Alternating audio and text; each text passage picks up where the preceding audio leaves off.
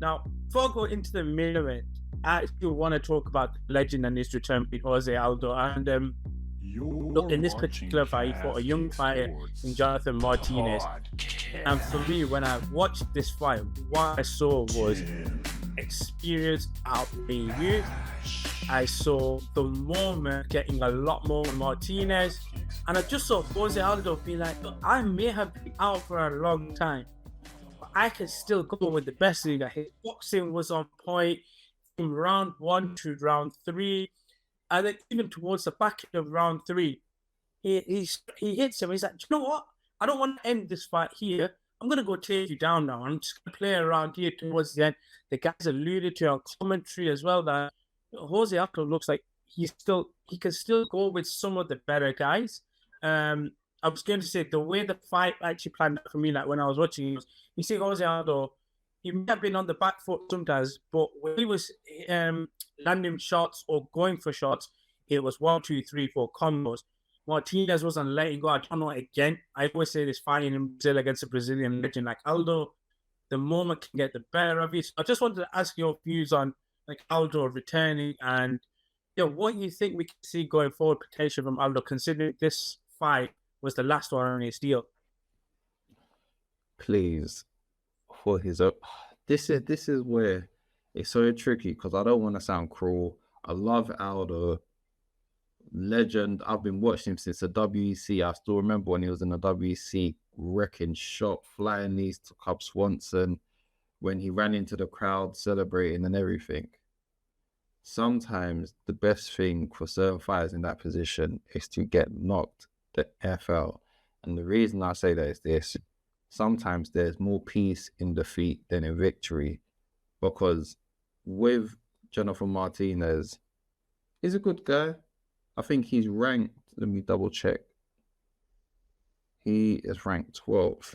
So that will put Jose Aldo into the top 15. The majority of people in the top 5 will wreck him. He'll maybe be able to go up to like 7 or 6, and after that it's pure killers. My only issue is this: what fights will they give Aldo going forward? Because with someone like Aldo, it's almost like he's so used to being a champion that he has to feel like he has to fight towards a championship. Whereas someone like Anderson Silva, for example, near the latter part of his career, he was just taking fun fights because he just liked to fight, and it hurt to see him keep on losing, but at least he had the wherewithal to be like, well, let me just take, side mission fights. I'm not going to go for the gold no more. So now my thing with Aldo is, are you going to go for the gold, or are you just here to fight out a short-term contract? Because if you're going to do a short-term contract and fun fights, maybe against other, legends that are under decline, or let me not say, I don't like to say decline, in the twilight, like Dominic Cruz or Henry Cejudo, then yeah, I'll say, do you know what? Have them fun fights. If he wants to go for the belt, as harshly it sounds, not someone needs to put him out, because he's just not where he needs to be to get the belt. And if that's still his aspirations, I don't want to see it.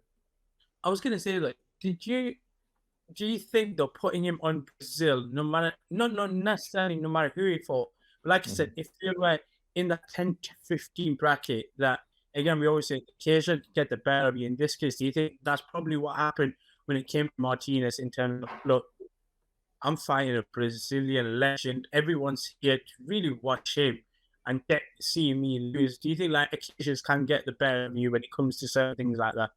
I think occasions can get the better of you, but I also think it's a case of, let's get one thing straight. Even when he retired, Jose was only losing to the best. And even then, it wasn't a straight shutout. It wasn't like he lost to Marab in his previous fight, which is a no small feat. Marab is now contending for the belt. So it's not, when I say this, I don't want it to come across as disrespect for Aldo that I'm saying in a way of, you're washed, like, leave us. Yeah. I'm more talking about knowing the mentality that Jose Aldo has of always wanting to fight to be at the top.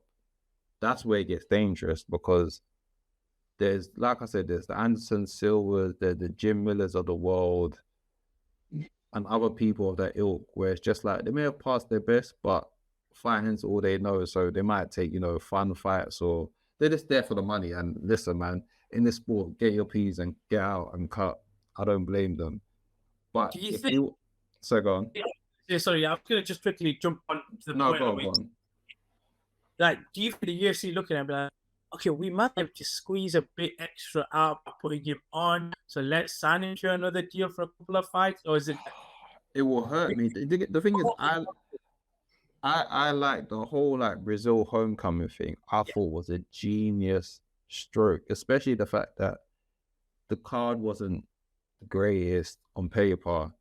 you You need a marquee name to get people excited, and Jose Aldo, especially he had one more fight on this deal. He, it wasn't the most impressive. Even the loss wasn't the most like.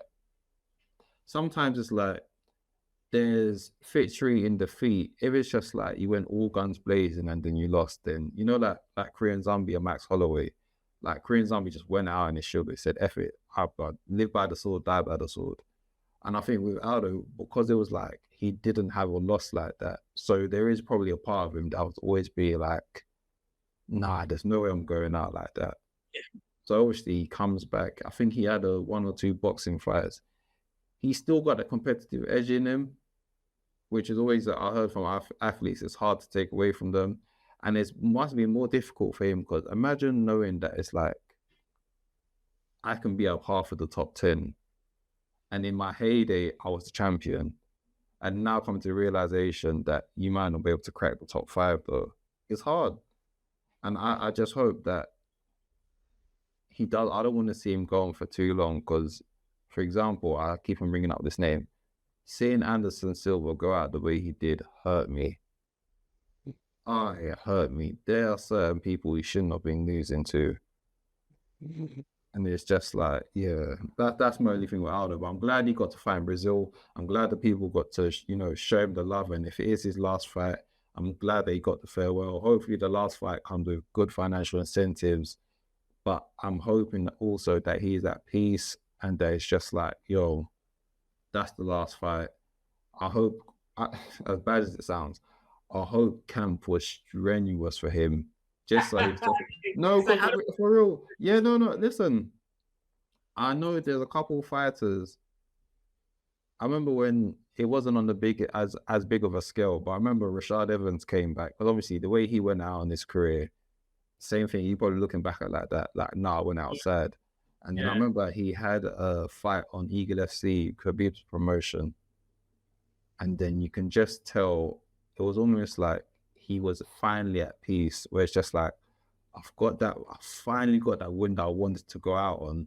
But you can also tell it's like the sport has taken its toll on his body, and he come to the realization of like, I can't keep on putting my body through the ring for this. Like, it's not, the juice ain't worth the squeeze. So I hope for Aldo is the same thing of, putting a like brilliant performance, but now take a deep breath. That was good. I've got love in front of my people. That's it. But we shall see. I want to just gloss over another little veteran. He's a light heavyweight. That's Anthony Smith beating Vito Petroni. Oh, yeah. Now, it's funny because, again, it's Brazilian, unbeaten Brazilian, who, again, was doing a legwork of the fight, advancing forward, punching, and it was just like, okay, if he connects, it's going to hit. But then, again, is it just veteran experience that he was able to lock in the guillotine when it was, and then it was like, he just tapped him out. Like, what do you mean about Anthony Smith and just his career in like this weird cycle we get where when he's a big underdog, he goes out, just performs, and it's like, oh, we can run him back again at 37 or whatever. I believe he's 37, if I'm not wrong. Somewhere around late 30s. We can run it back type of thing again. Like, just give me a quick insight into him, and like, I guess, was this a night for veterans, you could say, with Aldo and him? Yeah, listen, man. To paraphrase my guy Dustin Poirier, don't be silly, jump the gilly. Listen, Justin Poirier kept on jumping for them guillotines in, UFC 299 in Miami? And ever since then, people have been jumping the gilly and getting them guillotines, man. Like, shout out the diamond. But I think yeah, Andy Smith is in a weird space in his time where I think he's another one where it's like what he should do is just take fights that are fun. He doesn't need to be taking fights that are like against two highly ranked people. So it depends. If you're in it for the money, just take fun fights. That's why I like people like Derek Lewis, for example, where Derek Lewis just lets people know, brother, the same for championships. I'm trying to get paid. Put me in fun fights. I'm not trying to go in there against wrestlers and no, put me in fun fights and I'll give you a fun fight. And I feel like Anthony Smith should now be in that category of I'm trying to get paid and put me in a fun fight. There's no reason for him to go for the belt. And talking about fun fights and stuff, the main event itself. Now, I've got a little gripe in it, which I'll talk about soon, and that's Pantoja versus Usyk. Now, prior to this, we kind of said, look, it's kind of one of the main events. It might do some kind of upset thing. It's not exciting on paper. It's not. It's not We're exciting on not saying paper. that you need to be up at 5:30 for this particular fight. However, it was kind of the opposite. It did actually deliver to be a very interesting fight. And it bowed down to the final round. And on two of the judges' scorecard, as well as I think one of them, I think, was 49-46, if I'm not wrong. Crazy. So, crazy on that. And then that also kind of hits the fact that the last round did not for two of them, it did. So I'm going to ask you first, like, what was your opinion on Pantoja's fight and how his game plan versus Steve Usyk here? I think here's the thing with the fight. Usyk is like, especially what he was like 10th ranked. What's the saying? He made someone like when you make someone bleed, everyone thought that this person could have get cut. And then now he's made him bleed and put blood in the water. And I think Usyk put such a good account of himself forward, especially the fact that Pantoja has been steaming forward against everyone else that's come against him in the flyweight division. He's just looking like a destroyer. And I think what Usyk showed was patience in the fact that it's weird. Pantoja kind of fights in spurts. It's like he'll just be chilling, and then it's like a burst of adrenaline. Then chilling, burst of adrenaline. I think in them pockets where Pantoja didn't have that burst of adrenaline, Usyk was piecing him up. It landed absolutely lovely elbows in the latter rounds. Cut Pantoja so bad. I remember, I think it might have been the fourth round. He's like fourth or third round. There's one elbow sliced him, opened him up instantly. And then even while the adrenaline's going, Pantoja starts touching his head like he really felt it. And then obviously it's funny because Pantoja's corners, I think, were kind of like, yo, you need to close out the fifth round well because you could lose. And then ironically, Usyk's corners like, yo, you gotta go all out because you could lose. And both of them went out there, and Usyk is winning. It's that fair take. Oh, he is good. I was saying in the group, he will feel physically sick for a few days when he reminds himself about. I think the biggest indicator of that is if you look at the post-fight interview, and it's like that element of regret is there from the moment it's hit him. Like, I remember watching the fight, because I'm looking at it, because I get what he was trying to do. The whole like is mixed martial arts. He's trying to strike, get tired, then go for a takedown. The name of the game is, but you stick to what you're doing best. Yeah, I think that's the issue. Because normally, you know me, I like people that mix it up. I like it because it's like, it's there to ensure, mixing up is there to ensure that the person can't get track of what you're going to do and keeps you winning. However, Pantoja is so good at the scramble that it was just like, you're winning the striking. You do not need to take it to the ground. Because even, do you know what it is? It wasn't that Pantoja always dominated him, but it was almost like you're making a 50-50 bout. Standing up, he was making a 70-30 in your favor. You was winning. Why? You didn't need to go to the ground. You fully didn't. And it's just like, it's different. If you're not piecing it, if it's like 50-50 standing up here and Pantoja is cracking you with certain things, I understand, but like I said, it was 70-30 in your favor, and then you went for a takedown unnecessarily. And credit to Pantoja, Hara champion, just reversed it straight away, scrambled, and then ended up in a more dominant position. And I know Usyk probably wants to go out in probably fight in like less than 2 months' time just to like beat someone up to get his lick back. Because my goodness, that has to be one of those. I'm trying to think like who was it? It's like when Chris Weidman done the spinning back kick against Luke Rockhold, and then Rockhold just caught him and just beat him up. And then Weidman's probably always looking back at that like, why did I do an unforced error? Because that's what it was basically. It was an unforced error. And then it's like, especially with it being in Brazil, they've been known to be biased judges. For me, it was almost like you gave them an excuse for you to lose. Because if you made that last round undeniable, you could have potentially won that fight. I think for it to be undeniable, it has to be so in his favor. I think that's what I'm saying. The last round could have been that we stayed standing. Now, I was going to ask you, in defeat, he's been in the UFC for about a year now. Yeah. Just short of a year. And people are like, how did he get this title shot? Is it just the case we need a title fight for this pay-per-view card and stuff? How much has his stock just risen in this defeat? Because we see it all the time with certain fighters. Yeah. Like, the stock's gone up even though they've lost. In terms of his stocks right now, how high will they be?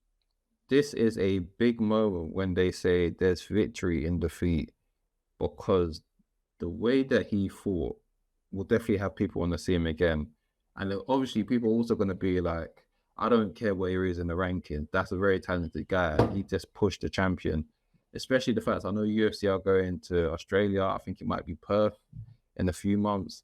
Get him on that card, on the main card, and let him have a hero as well for him, because he deserves that. And then as for the rest of the division, I know obviously people initially thought it was Makayev that was going to get the title shot. He didn't have the best of showings beforehand. UFC Manchester's coming up. Makayev, look at me, rise. If you do not put a show on a UFC this is your opportunity to put a show on a UFC Manchester and get your title shot. This is the point where it's just like, don't even ask, take. Makayev needs to put on a stellar performance. UFC Manchester, look, pressure, no pressure but pressure. You have to do something spectacular, because the fact that you got skipped for this is because I don't even know what it's because. I'm not even going to go into that. But the fact that you got skipped, you need to give them a reason not to skip you next. I want to ask you about Pantoja a little bit. Just of the interview that kind of surprised me, but then upon reading back, the crowd left. Now, being that he's Brazilian, being that he's defending the belt, it felt like you here for Jose Aldo, even though you were the main event, didn't really care too much. Is that somewhat of an indictment against Pantoja in the sense that fighting at home, you are the champion, but you have to then get on the mic and say, don't leave as the champion's talking. Yeah. I'm paraphrasing, but you kind of said something along the talking. Like, is that an indictment against Pantoja going forward? Like, all right, we get it. We may need to look at reassess and stuff like that. Like, I don't see that he main events cards personally. But obviously, being that it was in Brazil, could they have actually flipped the script and just got, was it Aldo? No. Don't. No. There's no way. No. I know they can't technically. It'll look even worse. Do you know what I think with Pantoja's issue is? Right. Yeah, I'll take that back. You're right. It would look worse. I think. Sorry. Yes and no. I think to the general public it is. To those in the know, no. And what I mean by that is this.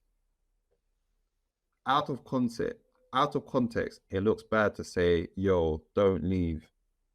However, if you've ever been to events like this, and you have as well, you would know that as soon as the result's done, sometimes people not trying to, especially you're not the most exciting on the mic, so then no one's really trying to hear your post-fight speech. We just want to, you've given us the exciting fight. Thank you very much. I've got a home to go to. You know what I'm saying? I don't know people's distances from the The thing, arena. I hear that, but apparently there were people leaving once Aldo got done. Listen, that's the name of the game. You got to hold that. At the end of the day, it's up to you to put on an exciting performance to make them to stay. So those that did stay probably enjoyed. But like I said once again, if you're not known to be exciting on the mic either, after your fight, thank you very much. I'm gone. Like, what am I staying for? But like I said, I've been in both positions where I've gone to a card and it's just like, that's an exciting fight. I want to see what they have to say after such a performance. And I've also gone to cards where it's just like, look at the time. Yo, it's late, man. Man, he's like, the winner by unanimous decision. Pantoja. Cool. See you later, people. Bye. So I think that's why I'm saying, out of context, it sounds bad because for me, he just shouldn't have said it out loud because it makes it seem like people are leaving because of you. I don't think people are leaving because of him. I think people are just leaving because they got places to go to. However, said out loud now context, it does look very bad. Not very bad. It just looks bad, but and the fact that he's also not like an exciting personality doesn't help. So there's that. I hear it. I think the only thing I think I get your point. Because when I heard it first, I was like, you don't need to say stuff like that. That's what it is. You didn't need to say that out loud. But I think what it is, it's also a thing where, look, if you have a legend coming back, the legend, even though they may not headline, they can't be the priority fight. Just like we've seen in other fights, like for example, boxing. You know, people that would not even turn up for the main event. They turn up for one specific. Once that's done, they leave. So I hear it. It's just hearing it out loud. It's like, like I said, it just looks bad, and then especially, do you know what's funny? Because it reminded me, I think the last time they're in Brazil, maybe one of the last times anyway, was when it was Figueiredo versus Moreno, and they made sure to stay to throw beer out. They stayed as like chucking stuff at Moreno because they just beat his guy. But funny enough, the same thing happened then. Remember, I think Glover said something similar when he lost to Jamal Hill, and he had to tell the crowd to calm down on like booing Jamal because it was just like, nah, Jamal's a respectful guy, don't do that to him. But then also the same thing. Once the decision was named, it's like you've just seen your Brazilian legend get beat up in front of the crowd. The crowd started leaving because they're just like, what? The match is done. Like I said, it's more an indictment on your personality than it is on people coming to see you fight because it was a good fight. But if you're not an exciting personality, for most people, it's just like, why do I care to stay behind to hear what you're going to say? Okay, just wrap it up then. Obviously, 302 round the corner or the next event. And I think that goes without saying. Like, everyone's going to be excited for that, for what's on offer. But do you think 301 managed to outweigh your hype or your excitement for it? I was indifferent to 301. I was just more like, is what it is. I'm gonna watch it if I'm awake, I'll watch it, but I'm not like I have to watch this. Like I want to see this live. Like the previous events, I was like, I want to see this live. Whereas this one was just like, all right, fair enough. Like if I wake up for it, I'll wake up for it. 302, you already know me. I'll got my stocks in Dustin Poirier. We're back outside. Team Jump the Gilly. Team Diamond. El Diamante. That's my guy, but we'll discuss that. I don't even know I forgot what the question was, but I was just saying, do you think it kind of like lived just performed or just outperformed? It definitely outperformed. On paper, it wasn't the strongest card. It outperformed, but I also didn't have no expectations. So it's almost like, and I think most people don't. If you don't have no expectations, it's just like it's what it is. I think for me, it's similar to you in the sense that I didn't really have expectations. I think the first few fights, they hooked you in the sense that we all got finishes. Mhm. And Aldo gives off a clinical performance. So for the Brazilian fans, very nice to see. For us, okay, if you like the nostalgia look, fair enough. Yeah, And yeah, then yeah. the main event out delivered what it was meant to probably be. So yeah, relatively, I think if Dana's going back and he's like, you know what, for a throwaway call, for one to throw in there, even though I'm not trying to go, I can't be bothered. I'm staying away because he was there as well.